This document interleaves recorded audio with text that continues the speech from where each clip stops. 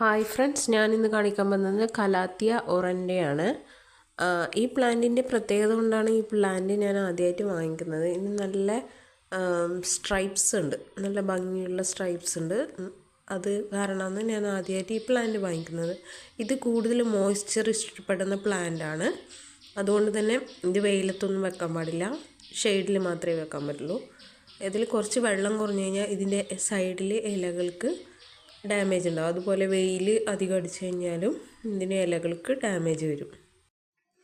ഇത് നടുമ്പം മണ്ണും ചാണകപ്പൊടിയും ചകിരിച്ചോറും മിക്സ് ചെയ്ത് 1:1:1 എന്നുള്ള അംശബന്ധത്തിൽ ചേർക്കുകയാണെങ്കിൽ നന്നായിരിക്കും. വെള്ളം കൂടിപ്പോയാലൊന്നും ഈ പ്ലാന്റ് നശിക്കില്ല. പക്ഷേ വെയിലിന് വെക്കാൻ പാടില്ല. വെയിൽ വെച്ചാൽ ഇലകൾ ഇതുപോലെ സൈഡ് ഇങ്ങനെ കരിഞ്ഞു വരുന്നതായിരിക്കും. ഈ പ്ലാന്റ് കിട്ടുവാണെങ്കിൽ ഇൻഡയറക്റ്റ് ലൈറ്റിൽ വെച്ച് കൊടുക്കുക. അതുപോലെ വെള്ളം ഒഴിക്കുക, നന്നായിട്ട് ഡെയിലി വെള്ളം ഒഴിക്കുക. തുടക്കക്കാർക്ക് വരെ ഈസി ആയിട്ട് ഇത് വളർത്തിയെടുക്കാൻ സാധിക്കും. ഇത് ഇൻഡയറക്റ്റ് ലൈറ്റും വാട്ടറിങ്ങും മാത്രമേ ഇതിൻ്റെ ശ്രദ്ധിക്കേണ്ട ആവശ്യമുള്ളൂ. Thank you for watching.